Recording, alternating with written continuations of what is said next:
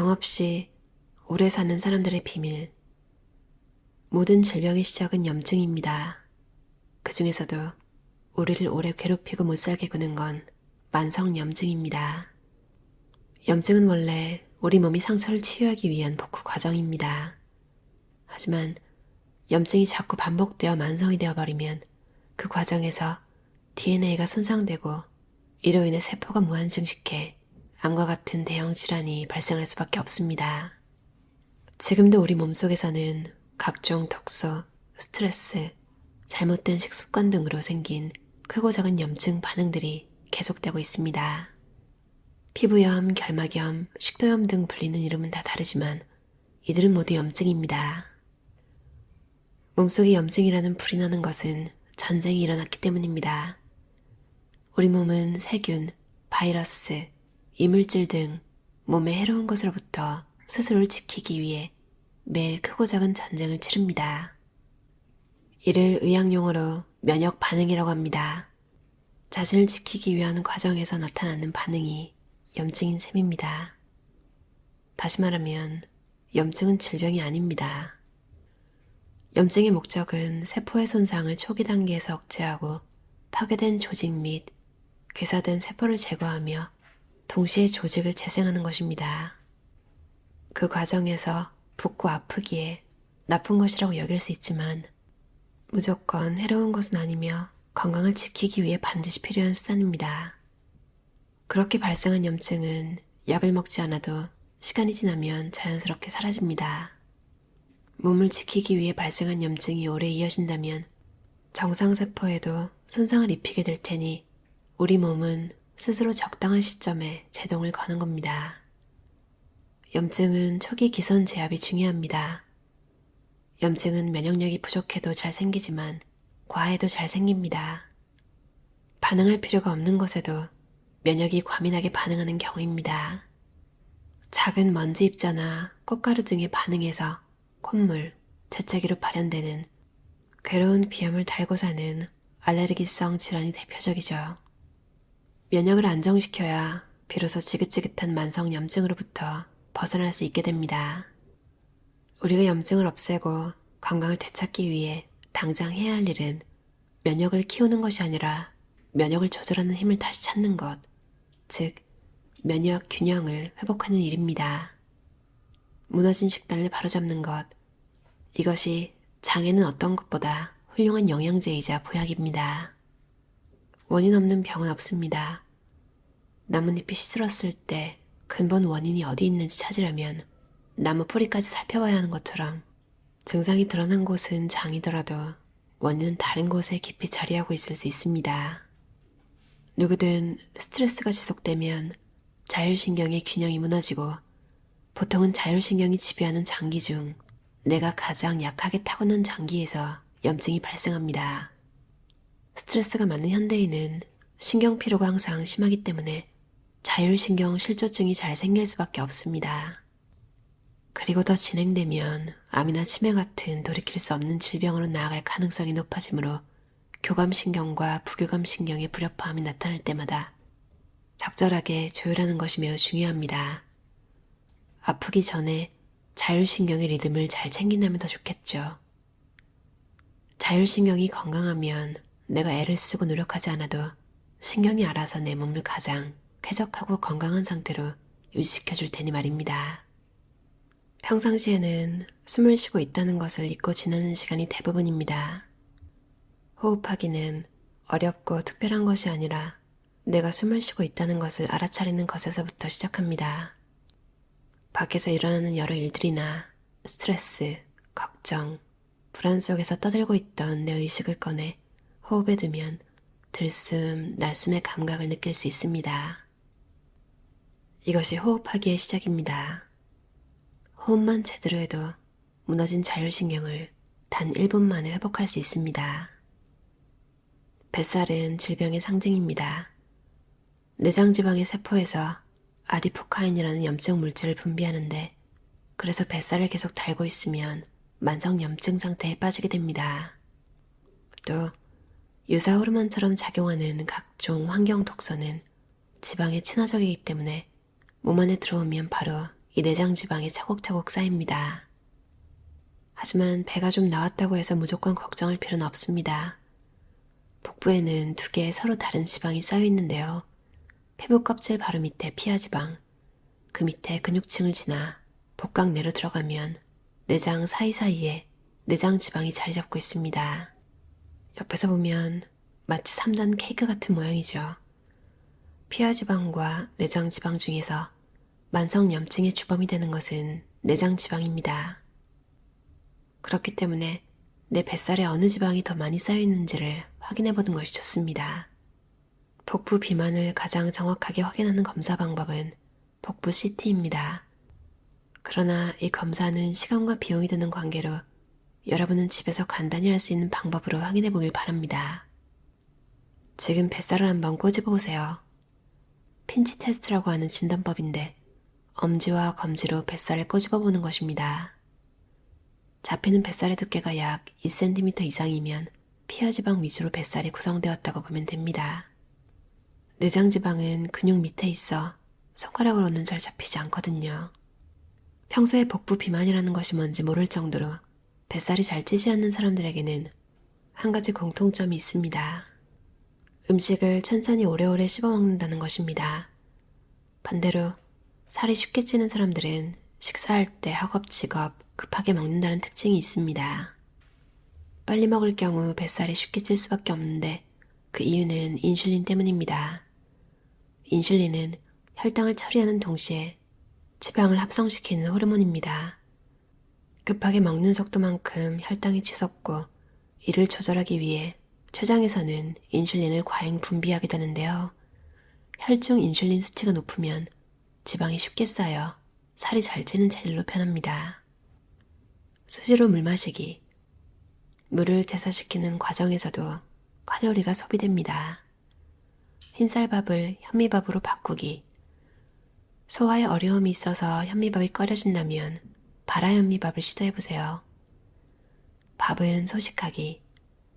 밥은 소식하고 반찬은 싱겁게 먹는 것이 핵심입니다. 단백질 충분히 섭취하기. 저녁 식사 가볍게 하기. 간식 챙겨 먹기. 허기진 상태에서 식사를 하게 되면 백발백중 폭식과 과식을 하게 되죠. 그래서 이럴 때는 식간의 허기를 면할 정도로만 간식을 먹는 것이 좋습니다. 다이어트용 간식으로는 아몬드, 캐슈넛, 해바라기씨 같은 견과류, 카카오 99%의 다크 초콜릿 2조각과 물 혹은 당근이나 샐러리 같은 채소 스틱 정도가 적절합니다. 단, 카페인에 예민하다면 오후에 초콜릿 섭취는 피하시길 바랍니다. 설탕을 멀리하기. 설탕은 중독성이 강합니다.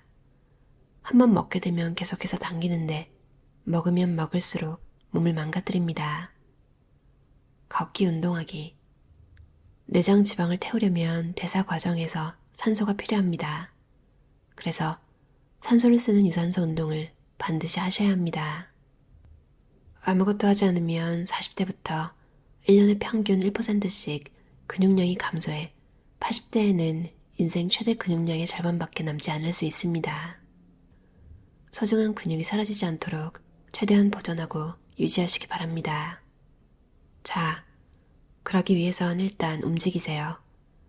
염증을 줄이는 생활습관 4가지. 숙면을 취하세요. 만성 염증과 가장 큰 연관성이 있는 습관 중 하나가 수면 습관입니다. 수면은 아무것도 안 하고 그냥 누워 자는 시간이 아니라 염증에 노출되었던 내 몸을 건강한 상태로 복구하는 귀한 시간입니다. 마치 하루 종일 갑옷을 입고 전쟁터에서 싸우고 난 뒤 저녁에는 갑옷을 벗고 부상당한 상처를 치유하는 것과 같습니다. 자주 움직이세요. 염증을 부르는 또 다른 습관은 오랜 좌식 생활입니다. 사람은 본래 움직이는 동물입니다. 우리 몸은 팔다리를 움직이며 걷고 뛰면서 근육이 수축 이완할 때 혈액순환과 림프순환이 활성화되도록 설계되어 있습니다. 이 활동으로 인해 독소와 염증 물질이 체내에 쌓이지 않고 쉽게 배출됩니다. 스트레스를 키우지 마세요. 미국의 한 연구 결과에 따르면 스트레스 받아 라고 생각하는 사람들보다 나는 스트레스를 받지만 이것은 내 건강에 꼭 나쁜 영향을 미치진 않을 거야. 하고 믿는 사람들이 훨씬 더 건강하게 장수하는 것으로 나타나기도 했습니다. 건강은 본인이 어떻게 마음먹느냐에 달려 있습니다. 당연한 말이지만 이는 변하지 않는 진리입니다. 물을 챙기세요. 염증에 좋은 음식을 많이 섭취한다 하더라도 몸에 독소가 많이 쌓여 있으면 효과를 보기 어렵습니다. 식품 속 각종 첨가물부터 미세먼지, 샴푸나 화장품, 염색약에 있는 화학 성분뿐만 아니라 스트레스로 생긴 활성산소, 운동을 한 후 생긴 젖산까지 체내에 축적되면 될수록 통증과 염증, 알레르기 질환에 쉽게 노출될 수 있습니다. 이렇게 매일 쌓이는 독소를 우리 몸은 어떠한 방법으로 처리할까요? 대부분 물을 통해서 씻어냅니다. 그래서 수분이 부족한 탈수 상태에 놓이면 염증이 잘 생길 수밖에 없습니다. 체내 수분량은 영유아 때는 80% 정도였다가 성인이 되면 70%, 노년기로 접어들면 60%까지도 감소합니다. 그만큼 염증 배출이 어려운 몸으로 바뀝니다. 탈수 상태에 놓이면 혈액의 점도가 올라가고 끈끈해져 혈액순환 장애가 발생합니다. 또 뇌를 순환하는 수분이 부족해지면 뇌 조직의 노폐물 배출이 안 되어 신경 조직에 염증이 잘 생깁니다. 그만큼 수분은 염증과 때려야 뗄 수 없는 관계에 놓여 있습니다. 평소 채소, 과일을 많이 먹는다면 식품을 통해 섭취하는 수분량으로 약 1리터 가까이 채울 수도 있습니다. 남성은 하루 900ml 이상, 여성은 600에서 800ml 정도 수분을 섭취하는 것이 적절하다고 보고 있습니다. 또한 개인의 근육량, 순환 속도, 콩팥 기능 정도 등에 따라서도 달라질 수 있고 신장 질환 등 일부 질환이 있을 때는 수분 섭취를 오히려 제한해야 하는 경우도 있습니다. 물은 하루 몇 리터의 양을 마시는 애보다 한 잔을 마시더라도 제대로 마시는 것이 중요합니다. 물 디톡스만 잘해도 우리 몸은 나쁜 염증이 잘 생기지 않는 환경이 됩니다. 정세현 저자의 염증 해방이라는 책이었어요. 제가 지난주에 좀 많이 아팠는데 생각해보니까 이 책을 읽고보니까 정말로 물을 잘 안 마셨더라고요. 물을 한 잔도 안 마시는 날도 있었고 일도 피곤하고 그런데 그래서 한 번에 막 피로가 몰려왔던 것 같아요. 중요한 거는 갈증 나기 전에 물 마시기, 물을 차처럼 마시기. 그리고 제가 파를 좋아하는데 신기하게 진짜 파를 안 먹었더라고요. 근데 책에 파가 이제 알레르기성 비염에도 좋다고 하더라고요. 이 저자분이 유튜브도 있는데 정라레라고 검색하시면 이제 정라레 라이프스타일 닥터라는 채널인데 제가 라면을 되게 좋아하거든요. 안 먹으려고 하는데도 어렸을 때 그걸 많이 먹어서 그런지 저의 소울푸드였어요. 근데 이 정세현님 유튜브에서 라면을 끓이는 법이 있더라고요, 건강하게. 근데 그래서 이렇게라도 해야겠다. 정 먹고 싶으면 이거대로 해야지. 그러니까 물을 양쪽에 끓여요. 그러니까 보통은 유탄면이잖아요. 그러니까 겉면은 좀 더 비싸고 유탕면으로 된 걸 많이 사시는데 저도 그렇고 그러니까 냄비를 양쪽에 두고 유탕면을 끓인 다음에 이제 맑은 물로 옮겨서 거기다가 이제 라면을 끓이라고 하더라고요. 야채도 넣고 계란도 넣고 그 시키는 대로 그렇게 몇 번 해 먹었는데 라면은 튀겨야 맛있나 봐요. 그렇게 해서 먹고 나서부터 라면이라는 음식에 대한 욕망? 이런 게 없어진 거예요. 먹고 싶다 이런 생각이 안 들고 라면이 먹고 싶다 하면 그 맛이 생각나니까 기름기 없고 그게 아닌 거예요. 더 이상 라면이 먹고 싶어지지 않아졌고 요즘은 타코 키트를 사서 야채를 굉장히 많이 넣고 이제 랩으로 싸서 먹다가 이제 타코 키트도 말고 그냥 로우 카브 랩을 사가지고 거기다 야채랑 이제 막 토마토 같은 것도 넣고 먹고 싶은 거 넣어서 약간 허기가 질 때 간단하게 먹으려고 하고 있거든요. 제가 요즘에 읽어드린 책 내용들이 좀 비슷한 면이 있죠. 저도 읽으면서 되게 놀랐는데 제가 읽어드린 책 내용에 다 공통적으로 있었던 얘기가 천천히 먹어라 이거였어요. 정말 중요하구나 이런 생각이 들었고, 천천히 먹는 거, 그리고 물, 목마르기 전에 마시기, 그리고 또 정말 중요한 거 잠 잘 자기. 그리고 저처럼 라면 끊는 게 힘들으셨던 분들은 저처럼 한번 해보시면 도움이 되지 않을까. 맛이 없으니까 먹고 싶지가 않더라고요. 그리고 또 건강한 야채를 가득 넣은 이렇게 쌈이죠, 쌈. 처음엔 타코키셔가지고 또르띠아 거기다가 이제 말아 먹었는데 되게 간편하고 좋은 것 같아요. 진짜로 음식을 건강하게 먹으니까 최고로 좋은 건 안 피곤해요.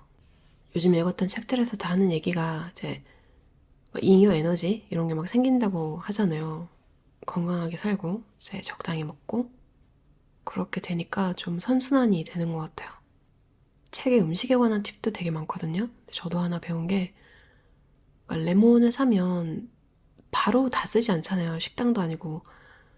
근데 즙을 짜가지고 얼음틀에 얼려가지고 필요할 때 하나씩 물에 넣어 마시면 된다고 하더라고요. 되게 좋은 아이디어다 이 생각이 들었어요. 다들 병 없이 오래오래 행복하게 사셨으면 좋겠어요. 들어주셔서 감사합니다.